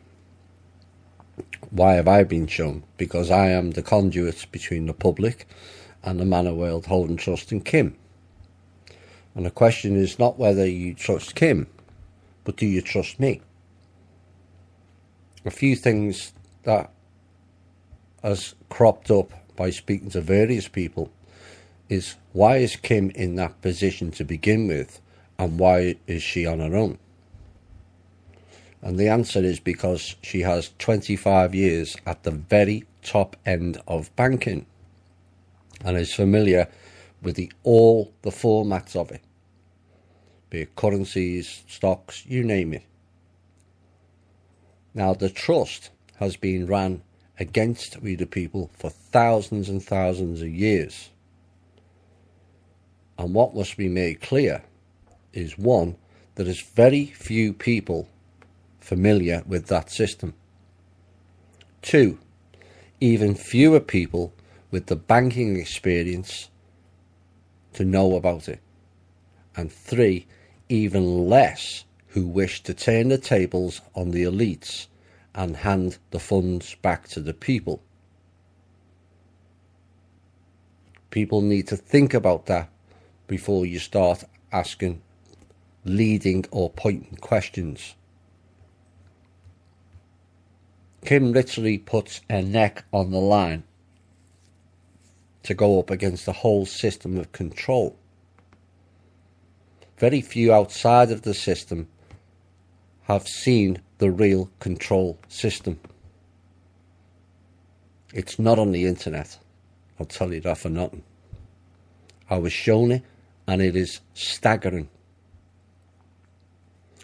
So she puts her life on total hold and a neck on the line to help humanity and all the people. And all people can come up with is digging and looking for faults. Is that how it's supposed to work?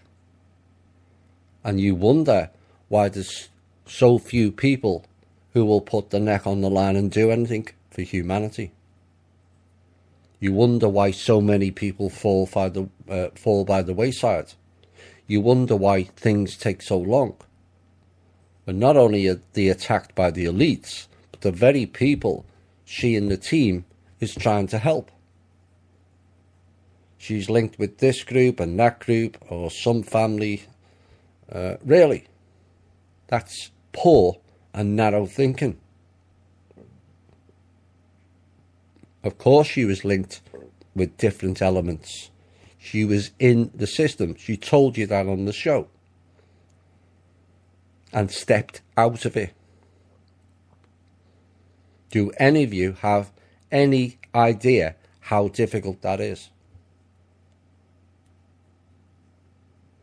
Do you really think someone out of the alternative media or the general public could have worked this plan out? The answer is a big fat no. Because none of us were anywhere near or close to knowing the true system. None of us. Including me.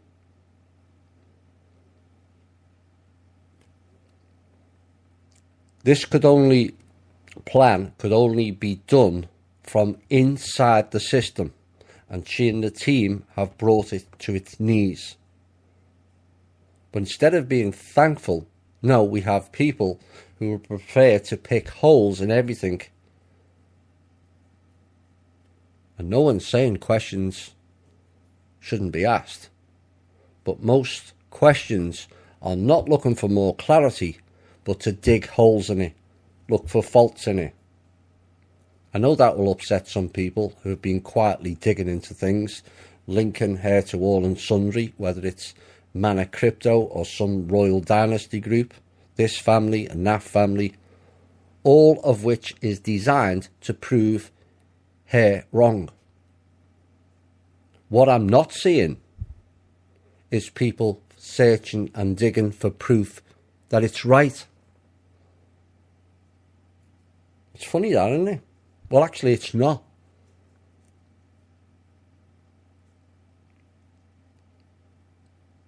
People always go looking to search for the faults in it. Why don't you go looking for the proof in it? Because it's all around. The intel gets validated virtually every week now. And as pointed out, we do answer all the questions posed. And the only show, to my knowledge, that is accountable for all things that are stated within the show. But do I question the motives behind some of those posing the more leading questions? Yes. People have known about the trust in Kim for well over a year now to do sufficient due diligence. And yet, only now when things are actually happening, they start looking into things. Do people not find that's a massive coincidence? Because I do.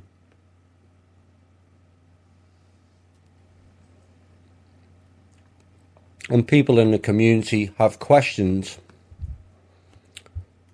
or are wondering why I was selected and not some of them. And that has come up more than a few times recently. Again, it's a negative look on things and not a positive. My question is, why not? Over time, I've proven to be many things. Do I have a dodgy background? Rogue connections? Service to self? Unbalanced ego? I think most will say the answer is no. Do I have knowledge, insight, balanced ego, overview, patience, tolerance, ability to absorb info and not lose it? That's something that's often overlooked. Most of the intel we've ever had is not pleasant to hear. And you have to walk around with it. And you'd be amazed at how many people who were given intel and lost it. They couldn't handle it. The ability to be responsible with the info and the intel. Do I connect with people? Do I inspire people? Do I help people? And do I operate from an unselfish point of view? That's not for me to answer. But I think I know what most members think. Is that the type of person you would wish to see promoted forward?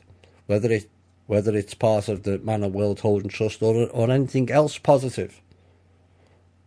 Or do you want someone else mired in unbalanced ego, comparative mindset and controlling narrative? You know, the point being is, why would something as major as the sovereignty of America just be announced on your show? Some people have said it can't be real. Really?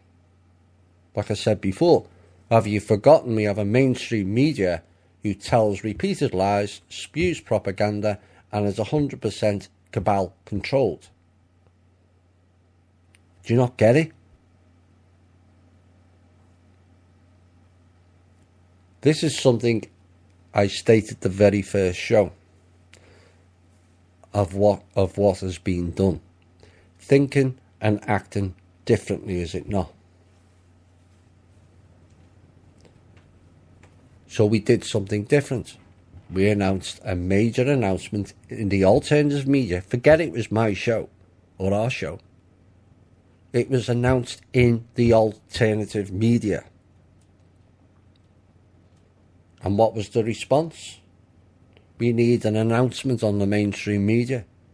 It can't be real, as it's only on your show. All negative thinking and reactions again. But if someone would have told you we would get a major disclosure on the internet before the mainstream media 5 years ago, or even 2 years ago, or even 1 year ago, people would have been doing high fives. It happened. And what was the response in general? Nothing. Including from most of the show hosts, blogs and forums throughout the whole of the community. To me, that's staggering. So even when good stuff is announced and the alternative media finally gets some recognition, you're greeted by being ignored, egos and comparative mindset. Because they weren't the one to announce it. Really? I would be just as happy if Drake announced it. Doesn't make any difference to me. It's the actions that count. Even Keenan. It's more important the actions than who did it.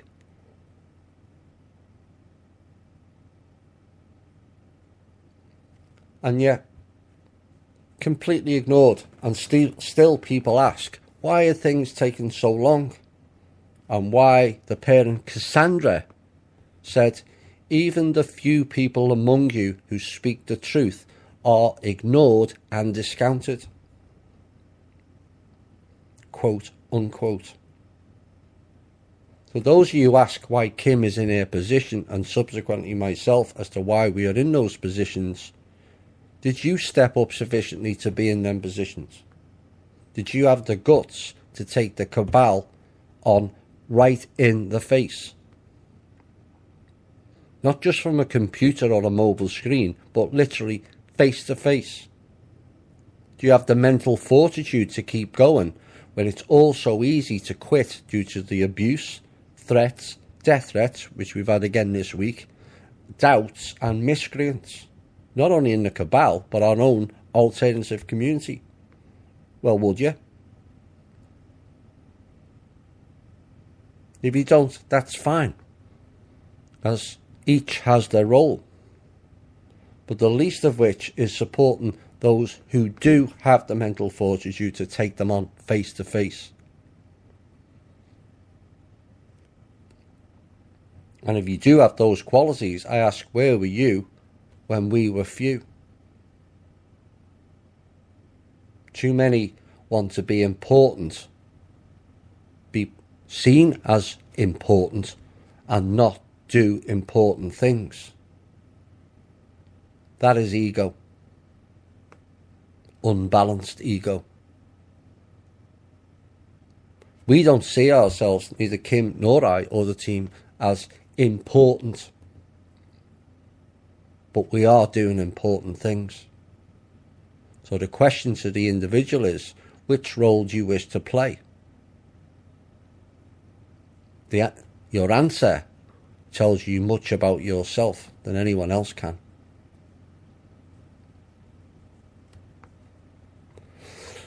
Let's get into some Q&A.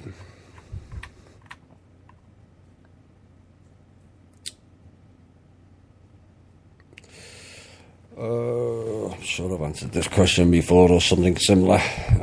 My country, Holland, is dependent part of Europe, as are all the European countries. When are they being made sovereign? Would that only be possible when these countries are independent, with the whole alphabet exit? That would be too much of a change. I would not see that happening within years to come. Is there a solution that is acceptable for the peoples of all those countries and for the ones in power? Holland has issues with it's part of the old structure. Like Britain, it's part of the Six Kings, the Vikings, old power dynasties, along with Spain and Portugal, France as well. And much has been done in a lot of countries. I don't want to single out individual ones, but also I will say is that much has been done in most countries. And there's house cleaning in all countries. It has to. Can't just carry on the way we are, throw all the trust funds out, because these clowns will just steal it. So house cleaning is going on in every country. Does that take time? Yes, it does. Do we like waiting? No, we don't. But I would sooner the trust release the funds next year and everywhere be safe than release them tomorrow and run the risk of them being put back in control by looting all the money. So there's an awful lot going on, largely behind the scenes, although a lot more news is now breaking through on certain things if you are able to put two and two together. Sometimes I'm able to break things down and give people an understanding of what's going on, and sometimes I can't, because it's operational. And I know that's probably not pleased all people, but some of us have responsibilities, and Holland, like Britain, has a very dark past, and there's still some remnants of that dark past in the midst, and they will be addressed.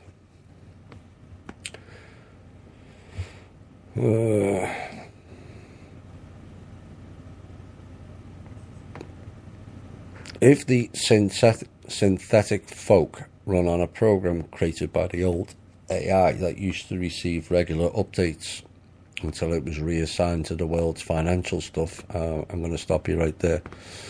That is not that old AI.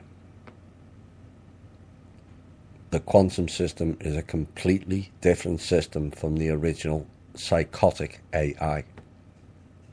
It is my understanding that that psychotic AI has gone down, and has been for a couple of years now. So would it be possible to send out a new update to bring them to us onto our side? Well, if they're programmed to be a certain way, that's always possible. Whether it will be done is another matter. I don't think free will would be an issue. Well, maybe you might see it that way, but they might not. They might be happy in that illusion. And this is where it becomes muddy with the free will. We in the alternative community are in a minority, and yet we want all kinds of disclosure, be it ET disclosure, the truth about religion, and this change and that change. And then you've got a majority who are oblivious to any of it. But we think it's the right way to go. And it is the right way to go. But we still are a minority compared to most in the Western world anyway. And so could that not be seen from a higher overview point of view as imposing on their free will? It gets all very, very muddy. Now, if the synthetics is correct, as all the evidence points so, then eventually they will phase out. And the illusion will go away. If they're not synthetic, then we have a lot of clearing up to do, because those people are going to lose it when the truth comes out. They're going to lose it completely. ETs are one thing. If the religion issue is the biggest. Secondly, last week you mentioned the church was inundated with requests for help with possessions. If these folks have no souls, wouldn't it mean they were ideal candidates to be possessed? Yes, the walk-ins. Maybe I was going to do a piece on the walk-ins. I may cover it next week. I had that much to cover this week that I didn't finish that piece. I may do a piece on it next week.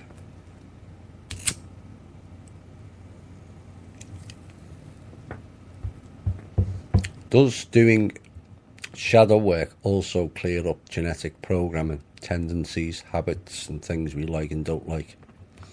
If shadow work does not clear genetic deficiencies, how? Yes, it will help. People have certain habits based on their mindset and their mood, or whether they are upset or depressed. So it can have and create a number of tendencies and habits. The ex-wife used to pull her hair out and chew it all day. You know, There's lots of people with those types of afflictions, and it's a latent memory for whatever that may be, and it's up to the individual to deal with it. But shadow sides should be able to clear, or your shadow work should be able to clear most if you go to the depths of it. The more you pull out, the more trauma you bring up. It's not an easy thing, but once you've gone through it, those who have done it will tell you how much better they are. Worries kind of become meaningless, and it used to be the be all and end all. Something better will change, rather, oh my God, my life is over. It changes everything, and that's why we kept pushing about it and started that the project for the members to do the shadow work and deal with their inner sides, because it does keep coming up. It keeps repeating the same things that annoys other people. It keeps cropping up over and over again because you haven't addressed it. Some people might say, oh, such and such is always angry, always shouting. They haven't done the shadow work, have they? Someone's always being nasty, someone's always doing this, someone's always doing that. They haven't dealt with their shadow sides and done their inner work. It's becoming more and more clear as to who has and who hasn't. I think most who listen to this show will recognise that. In more of your shows you have mentioned that the RV Operation #stupidity will have a different outpost than most of us expect, and as I understand it, the RV projects will have to be applied for directly through the Manor World Holding Trust. Well, there is obviously Tank is doing something with his Create Change. I was supposed to speak to him this week, but I've been caught up with all kinds, so I will probably try and speak to him again over the weekend. And but there is no RV now, as I understand, but I'm not promising, and neither is Tank. Some of the RV people will get paid out on some of their dinars and other currencies, but not anywhere near the rates you were told. You'd be lucky to get 1 to 1.5. You know, Kim and the team do recognise a lot of you being ripped off, and there is a possibility going forward that there may be some sort of compensation in a way, but I'm not promising it. I've worked the last 15 years, worked on a large project where we have developed a whole integrated organic diversity farming model, which we want to roll out and give to the rest of the world through our RV project. I would suggest please rename it to something else and delete the term RV. But apart from traditional organic farming, we are integrating body diversity both under and above the soil. And we are working with protected animals and plants in order to create healing and health-giving food. Can you help us with information as how we can apply to the Manor World Holding Trust for our project? I'm getting a lot of these type of questions. It depends on which part of the world it is. It also depends on how much funding is given out for these type of projects, and which country it originates. Is there something that that is already set up there that we can receive a proposal when the time is right? It's not right at the moment. We've got proposals into the People's Club Foundation that we haven't looked at yet until the funding is in the accounts. Then everything changes. But get everything ready is what I'm asking people to do. Get everything ready, get all your proposals ready, your financial of how much costs you're going to need, because we're going to need to know, for the bigger things like that, we're going to need to know costs, and get your plan ready when the funds are released. Then we'll probably do a show or a number of shows, either with the foundation itself or Kim and I, of how people can get funding for the projects. It may come through the People's Club. It may be shared with the People's Club and create change, and there may be other foundations that become involved, so there's an option to apply to at least one. So get it all ready, and once it gets announced and the funds are delivered, then we're in business. Do you think the 5G that is being implemented is harmful, or is this just all fear porn? If it's as harmful as predicted, how can we stop this madness? Well, going forward, one of the proposals put forward is we evaluate all technology. Whether that gets approval by the Trump administration remains to be seen, but I think it's something that we really need to look at. You know, I mentioned some of the other bigger organisations that are having a negative impact on people, be it Facebook, Twitter, YouTube, Google, and Amazon. Microsoft is another one. Mr. Gates was summoned to the White House last week, as I understand it. So there is a drive to stop the manipulation of people and all the fun and games that have been perpetrated on the people. So I don't see, once the top end is cleared out, we expect the minions, who will appear to be the prominent ones to most in the general public, but they're the minions. They will fall a lot quicker than the top end. Once the top end is dealt with, and then the real work starts, you know, chemtrails, 5G, and yes, it is harmful. Those type of frequencies are harmful, but I don't think it's that much in advance. It's harmful with 3G and 4G. Cell phones are harmful, people still use them. Wi-Fi is harmful, but people want Wi-Fi in the house. You know, microwaves are harmful, but people like using microwaves. Why? Because it's convenient. There's that word again. Like Wi-Fi, it's convenient, but it's also harmful. So there's a lot of work that needs to be done to correct a vast range of things. And I know people want it all started yesterday, myself included, to a point. But the primary concern at the moment is dealing with the top end elements and collapsing their whole structure. And once they've gone, the minions will be swept up rather quickly. Then we can get into the real work of improving things for the people on a global scale, on virtually every facet of life. So, whilst it's frustrating at the moment, I do get that. It's all about priorities at the moment.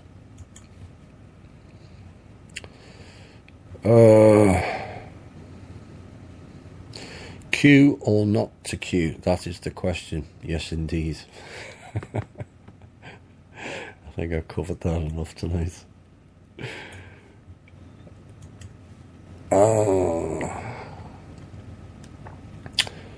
You said recently that the lower astral level had been decimated. However, here in New York, I'm seeing demons everywhere. Well, New York's not the astral level. So two different time and space. But this person seeing demons around us and in people and animals of all kinds. Did someone open a portal here or something? Or were they just decimated in certain areas around the globe, and how long till they're all removed? New York is a bit of a den of iniquity, and there's lots of not only not nice entities, also not nice people. And I don't want to go too much into it, but they're more prevalent, what you're asking, in the southwest of America than necessarily New York. But these dark magicians can call on them anywhere. But the actual lower astral plane has been decimated. This is why they want World War III, so they can refill it. One of the reasons, anyway. It's my opinion that Melania Trump is a reverso, transgendered, just like Michelle Michael Obama. Same probably goes for Barack and Donald as well. I know there are more vital questions getting to the bottom with it, but it'd still be fun to hear your opinion on this. There is a lot of rumours about Michelle stroke Michael. There is certain pictures that do look kind of damaging. I don't think we'll ever really know the truth, or whether it's more distraction. Melania Trump, some pictures can look rather pretty, and some she can look kind of masculine. It depends on the light and which way she looks, whether she is or he is. At this point, is kind of irrelevant. It's, are they doing right for them by the people? I don't care whether they're gay, transgendered, lesbian, or whatever. At this point, it's, as you said, you know, there's far more important things to get focus on, and the most important thing is what these people are doing for the benefit of the people. Most people know I am not a Trump fan per se, but if he does the right thing, then I'll support him. If he doesn't, then I'll slam him on the show. Simple as that. You know, I'm not swayed by parties or politicians. It's whether the individual is doing the right thing for them by the people is all I'm interested in. Whether that's Trump, George Bush Jr. or Android. If they're doing the right thing, that is all that matters. Take the personality out of it. As long as he's doing the right thing, and most of the recent things have been the right thing, then I'm fine with it. And it doesn't matter whether his wife's he, she, or whatever.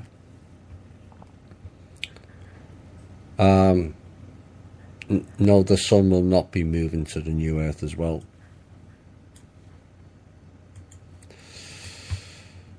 The countries that are expelling the Russian diplomats, are they trying to just piss off the Russians so they start something? No, it's more faction games, as I understand it. We'll have more on that as time moves on.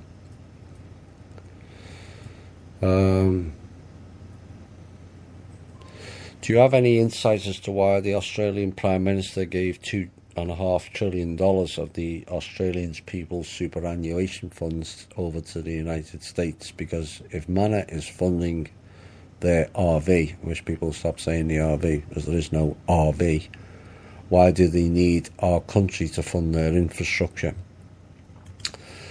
What we've been seeing, and I'm referring to a previous answer I was given, is you've seen a lot of strange arms deals. There's one between Saudi Arabia and America, which got me kind of pissy. But then it has other purposes. And you're going to see funds being transferred around the world for other purposes.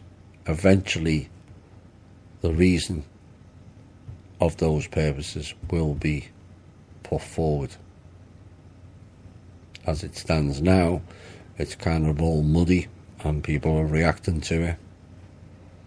Maybe Australia owes America $2.5 trillion. Have you considered that? And that was the only fund that had sufficient in it.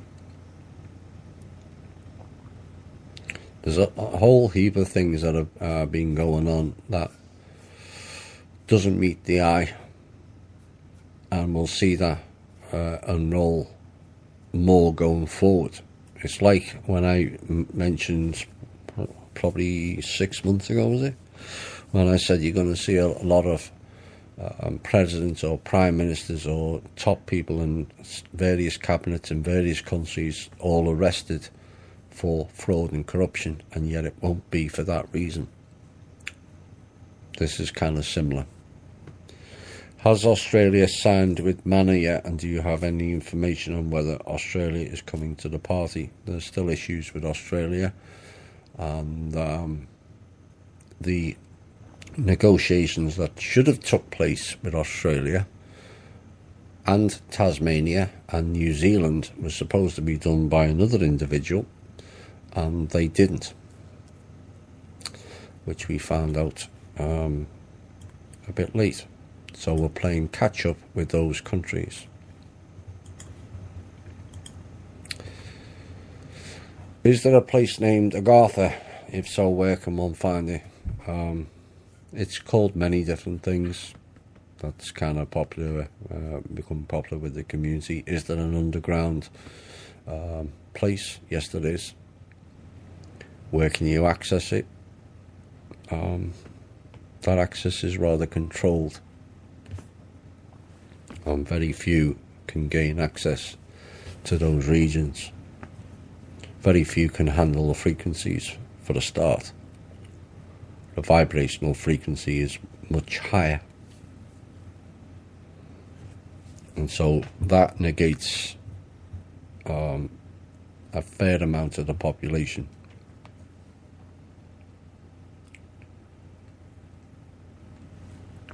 As for access, most of them are gained via volcanoes or mountains. Is it possible to see from one's face what his or her genetic origin is? Not really, no. I was looking at if you referring to off-world or on-world. There's been that much mixing that it's become rather muddy. It wasn't as defined as it was in past history. I was looking at one person a couple of weeks ago, and to me they looked Native American, and yeah, they were Asian, as it turns out. So you just can't tell. I hope that that's the way you wanted that question answered. And it says, I hope you understand my question. That's what I took from it. When did the Mormon church acquire the large quantity of gold they had? When they collected enough off the stupid people that gave them the money. They've been collecting huge quantities of gold, and I was told about 18 months ago by the trust that they had the largest holding in America. Why did they have it? Control. Where did they store it? I don't know. And who did they get it from? Well, they've been collecting it from all kinds. When was it taken off them? I'm not too sure. It's been taken off them. I heard an interview today with Douglas Gabriel of American Intelligence Media, and he stated he was Cassandra. comments, please, Thomas. Really. Well, perhaps people should get hold of Mr. Gabriel and slap him about the head with a 2x4. Because Mr. Douglas Gabriel thinks we're all piglets. If he wants to play the role, he's got to accept the consequences of it. And this goes back to what I said earlier about people wanting to be important but not do important things. People claiming to be Zeus and Athena and Jesus. I think we've had, between Kim and I, there's about 20 Jesuses have come forward and about 30 odd Marys. The question is, that's fine. So you're the reincarnation of Jesus, or you're the reincarnation of Edgar Cayce. What are you doing about it? If you're Jesus, are you healing people? Or are you just going around going, I'm Jesus, look at me, and I'm important? Because that's pure ego. If you're Zeus, are you throwing lightning bolts at the cabal? If not, it's just ego, isn't it?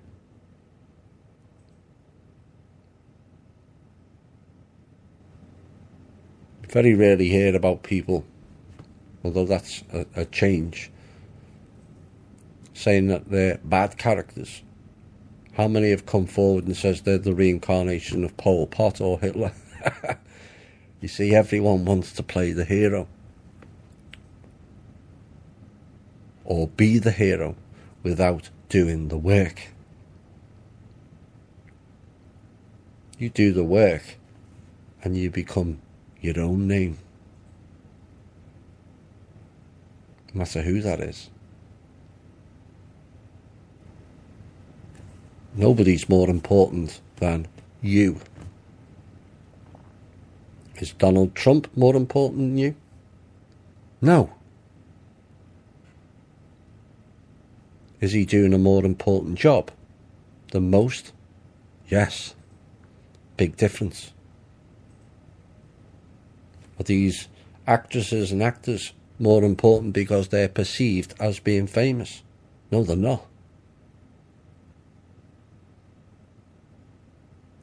You have to stop giving your power away and pretending that you're somebody else and just be yourself. It's more than enough. Be the best you can be. It's way more than enough than saying, I'm Cassandra or I'm this. You're stepping outside of yourself. And that's never worked too well for us, has it? Right, I hope you've enjoyed tonight's show. It was packed. The intel was fairly booming. A couple of pieces that were of interest. Some connecting dots. A reminder about the NXIVM group that's now coming out.